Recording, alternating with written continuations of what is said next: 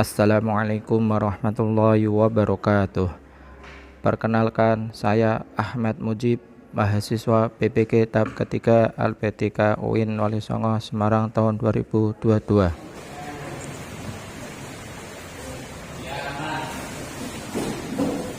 Assalamualaikum warahmatullahi wabarakatuh. Selamat pagi anak-anak. Bagaimana kabarnya hari ini? Alhamdulillah pada pagi hari ini yang sangat cerah hari ini. Sebelum kita mulai, tolong bajunya dirapikan, dicek perhatiannya. Ya, kalau yang rapi, silakan duduk kembali. Kekuatan bisa silakan untuk memimpin doanya. Siap, doa mulai.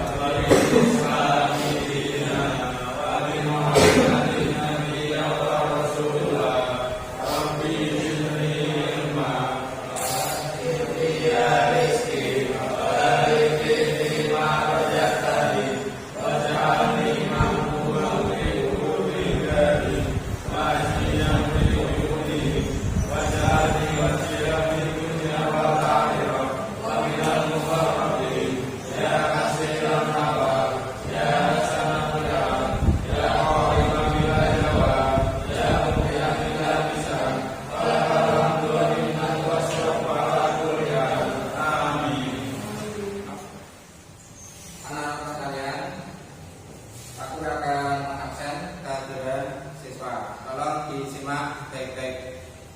Chandra, Raden Gayu, Ahmad Rehan, Ahmad Samsul, Alvin, Diwandra, Syekh Guntor, Hidayat. Alhamdulillah semuanya hadir pada materi kali ini. Alhamdulillah, berarti tandanya semangat memiliki semangat dalam belajar pelajarannya materi PAIB. Sebelum kita mulai, Pak Guru akan bertanya sebentar tentang materi yang lewat. Apakah anak-anak masih ingat materi yang kemarin? Masih coba. Manusia yang hendak dicintai karena keturunan, manusia yang hendak dicintai karena hubungan persekutuan, manusia yang hendak dicintai karena kepalikan. Ya, itu adalah materi yang kemarin. Dan ini apa? Mengenai tentang mahram, wanita yang dilarang atau dinikahi. Ada beberapa. Ya, antaranya adalah persetujuan, keturunan, dan terakhir adalah karena perkawinan. Maka dari itu tidak boleh untuk dinikahi. Hukumnya adalah haram dan juga dilaknat oleh Allah Ta'ala. Oke, tadi adalah tanggapan teman kamu mengenai materi yang lalu. Coba, Pak Ilham, bagaimana tanggapan yang materi yang lalu, masih ingat apa tidak? Pembahasan materi yang kemarin tentang perbedaan antara mahram yang mungkin terletak pada artinya, yang mana mahram adalah wanita yang haram dinikahi, baik selamanya ataupun sementara. Sedangkan muhrim merupakan orang yang melaksanakan ibadah ihram, haji maupun umrah. Betul, itu adalah materi yang kemarin. Jadi apa? Mengenai tentang mahram dan muhrim itu ada perbedaannya. Kalau muhrim itu adalah seseorang yang sedang melakukan ibadah haji, yang sedang menggunakan ihramnya. Sedangkan mahram itu adalah sesuatu yang dilarang untuk dinikahi. Sebelum kita mulai pelajaran selanjutnya, nanti Pak Guru akan menanyakan sebuah video. Nanti disimak baik-baik, diperhatikan, setelah itu dikomentari tanggapannya bagaimana mengenai yang dipimpin oleh Muhammad dari Syam. Kekaguman Khadijah kepada Muhammad semakin bertambah. Demi menjaga kehormatannya, Khadijah meminta kepada Nafisah binti Bunya untuk menanyakan perihal lamarannya kepada Muhammad. Setelah terjadi kesepakatan antara kedua keluarga, akhirnya Muhammad dan Khadijah melangsungkan pernikahan. Khadijah memiliki seorang sahabat bangsawan bernama Nafisah binti Munyah. Keduanya akrab seperti layaknya kakak adik. Pada suatu kesempatan luang, Khadijah bertamu ke rumah Nafisah setelah sekian lama tak bersua. Ia pun mengetuk pintu rumah sahabatnya itu. Assalamualaikum warahmatullahi wabarakatuh. Waalaikumsalam warahmatullahi wabarakatuh. Tunggu sebentar. Oh, Khadijah, mari masuk ke dalam. Terima kasih. Maaf, aku baru bisa mengunjungimu sekarang. Tidak perlu merasa bersalah begitu. Aku tahu engkau sibuk mengurus bisnis. Engkau baik-baik saja, bukan? Bagaimana kabar anak-anakmu? Alhamdulillah, aku baik. Anak-anak juga dalam keadaan sehat. Bagaimana kabarmu, wahai Nafisah? Aku baik, tentu saja. Alhamdulillah. Wajahku tampak ceria. Apakah ada hal baik yang belum aku ketahui, wahai Khadijah? Iya, seperti yang kau lihat, Nafisah. Aku ini memang tidak bisa menyembunyikan rahasia darimu. Nafisah mencoba merayu Khadijah. Beberapa waktu lalu, Nafisah mendengar kabar bahwa sahabatnya itu telah menolak beberapa lamaran dari beberapa pembesar Mekah. Sebentar. Biarkan aku menebak apa yang membuatmu mengunjungiku di tengah kesibukanmu berbisnis. Jangan bilang ini tentang calon pendampingmu. Iya, lagi-lagi tebakanmu benar, Nafisah. Tapi, apakah kau tahu apa alasanku menolak para ulama itu? Karena harta yang kau miliki? Iya, itu salah satunya. Aku tidak ingin mereka menikahiku hanya karena harta yang kumiliki, kedudukan, atau fisik yang tampak indah di mata manusia. Sudah lama aku memantaskan diri untuk mendapatkan seorang pendamping yang berakhlak mulia dan dapat membimbingku ke arah yang lebih baik. Bagiku, harta kedudukan itu tidak penting. Nafisah tahu benar bahwa hanya ada satu laki-laki di Mekah yang memiliki kriteria calon suami Khadijah. Lelaki itu adalah Muhammad yang terkenal dengan gelar Al-Amin. Aku tahu siapa laki-laki yang kau maksud. Baiklah, demi sahabatku tersayang, aku akan berbicara kepadanya. Memangnya siapa? Aku belum menyebutkan namanya. Dia Muhammad, pemuda bergelar Al-Amin. Apakah aku salah? Iya, engkau tidak pernah salah dalam hal menebak. Terima kasih banyak, wahai Nafisah, sahabatku. Khadijah tidak heran dengan kecerdasan yang dimiliki Nafisah. Selain cerdik, Nafisah juga dapat dipercaya. Hal itulah yang mendasari Khadijah meminta bantuan kepadanya. Selepas Khadijah berpamitan, Nafisah merasa sangat bahagia. Ia tak sabar untuk melancarkan aksinya. Hanya satu harapannya, agar sahabatnya dapat berjodoh dengan Muhammad. Ya Allah, mudahkanlah urusan Khadijah dan Muhammad apabila mereka benar-benar berjodoh. Keesokan harinya, Nafisah pergi ke sekitaran Ka'bah untuk menemui Muhammad. Ia menunggu sampai Muhammad selesai beribadah. Assalamualaikum. Apakah aku bisa berbicara sebentar denganmu, wahai Muhammad? Ada hal penting yang ingin aku tanyakan. Waalaikumsalam warahmatullahi wabarakatuh. Ya, silakan. Terima kasih atas waktumu, wahai Muhammad. Sebelumnya perkenalkan, namaku Nafisah. Langsung saja ya, ada beberapa hal yang ingin aku tanyakan kepadamu terkait pernikahan. Pernikahan?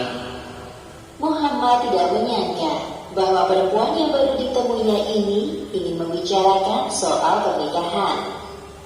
Apakah engkau tidak keberatan? Aku hanya ingin tahu pendapatmu soal ini. Apa yang ingin kau ketahui, wahai Nafisah?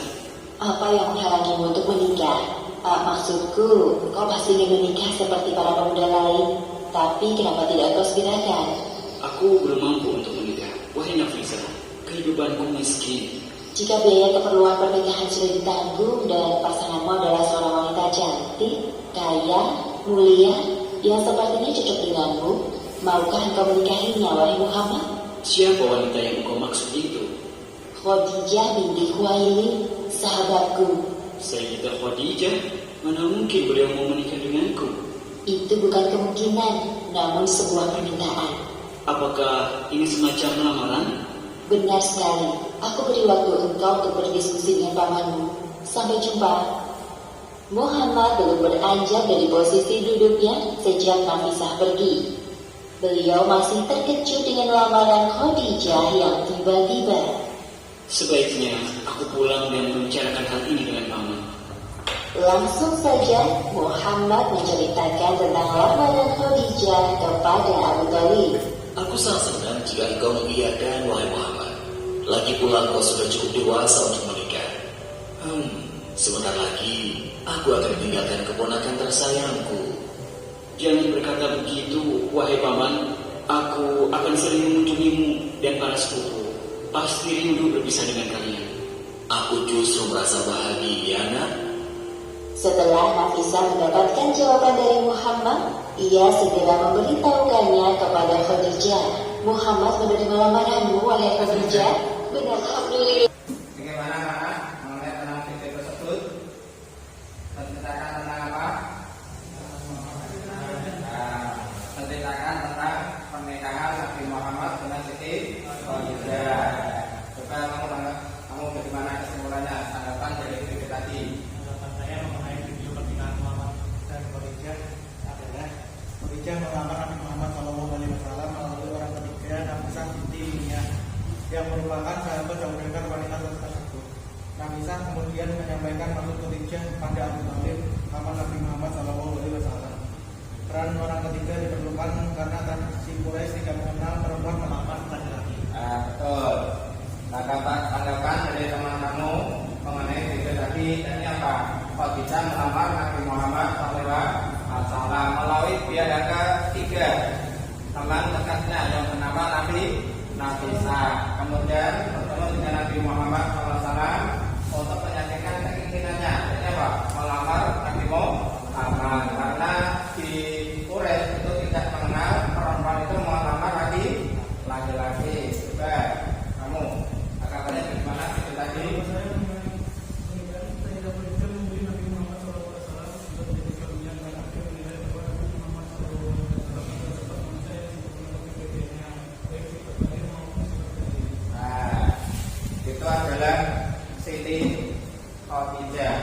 Siti Khadijah adalah Siti orang yang kaya raya, saudagar yang terkenal, saudagar yang sangat dimuliakan oleh kampung Quraisy. Banyak sekali para laki-laki untuk meminta Siti Khadijah, tapi Siti Khadijah tidak berkenan. Siti Khadijah kan hanya satu orang, yakni Nabi Muhammad SAW, yang mana Nabi Muhammad SAW memiliki kepribadian yang sangat mulia, kepribadian yang baik, dan juga diberi julukan apa? Julukannya yakni Al-Amin yang dapat dipercayai. Ini sejak kecil oleh kampung Quraisy. Sekarang pada kesempatan kali ini dibuka buku paketnya, kita akan mempelajari pernikahan halaman 124. Pak Guru akan menerangkan tentang rukun nikah. Rukun nikah itu coba sebutkan apa aja. 1. Adanya calon suami, 2. adanya calon istri, 3. wali mempelai 4. dua wali saksi, 5. ucapan Itu adalah rukun nikah. Apabila salah satu tidak dilaksanakan, ketinggalan atau lupa, maka nikah tidak sah. Bisa Anda lihat di monitor. Di sini ada wali nikah. Wali nikah itu dibagi menjadi 2, wali nikah nasab sama wali nikah hakim. Wali nikah nasab adalah wali yang mempunyai pertalian darah dengan mempelai wanita yang akan dinikahkan. Ini apa? Ayah, ibu, itu bisa dijadikan wali nikah. Kemudian bagaimana Pak kalau tidak ada wali nikah? Umpamanya ada beberapa faktor. Umpamanya ibunya meninggal dunia, umpamanya ibunya atau orang tuanya tidak merestui karena ada beberapa hal. Maka nikah tersebut nikah yang tidak sah. Ini. Kemudian yang kedua adalah wali hakim. Seseorang kepala negara yang beragama Islam, umpamanya orang tuanya meninggal dunia, kemudian lagi tidak punya saudara, tidak punya paman, alias sendirian, maka diperbolehkan sebagai wali negara, diwakilkan oleh orang lain, yakni negara, untuk diwakilkan untuk dijadikan pemenang sebagai suami istri. Di sini ada gambar video, nanti Pak Guru akan memutarkan mengenai tentang ijab kabul. Nanti diperhatikan bagaimana ucapannya antara wali nikah. Ini adalah sebagai wali nasab, sedangkan ini adalah mempelai pria dan mempelai laki-laki. Kemudian lagi di sini adalah saksinya. Ini adalah salah satu rukun nikah. Nanti diperhatikan, disimak. Insya Allah kalau sudah selesai menonton, kita akan memprosesikan pernikahan. Bagaimana cara melaksanakan pernikahan?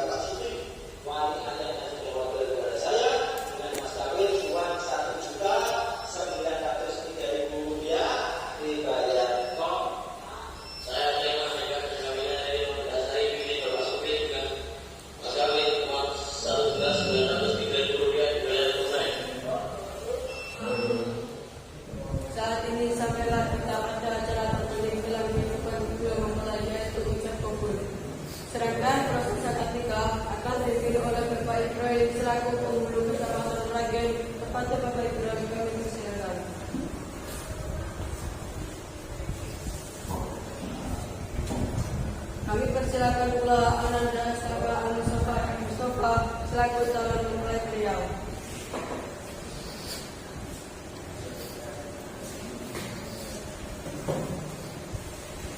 Serta Bapak Rami selaku orang tua wali dari calon mempelai wanita.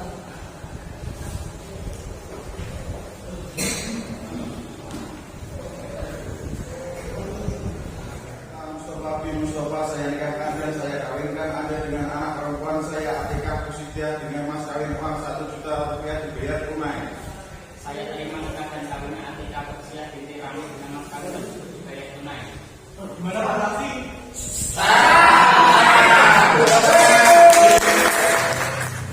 Pak Guru akan membagi kelompok. Nanti setiap kelompok tolong diskusikan mengenai tentang pernikahan. Kelompok pertama ke depan, kelompok kedua, kelompok ketiga, kelompok keempat, kelompok kelima. Nanti diskusikan di masing-masing pasangannya mengenai tentang pernikahan. Di situ sudah ada tugasnya masing.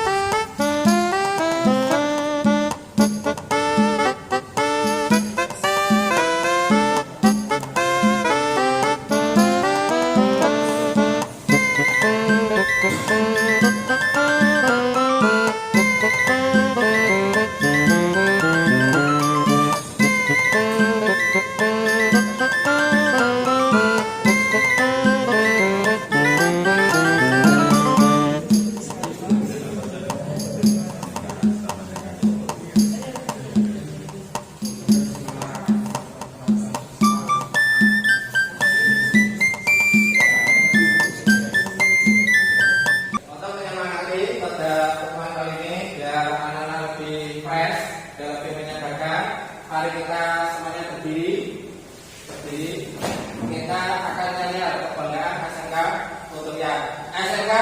Bisa. SMK? Beda. SMK? Bisa juga. SMK dulu ya. Profesional.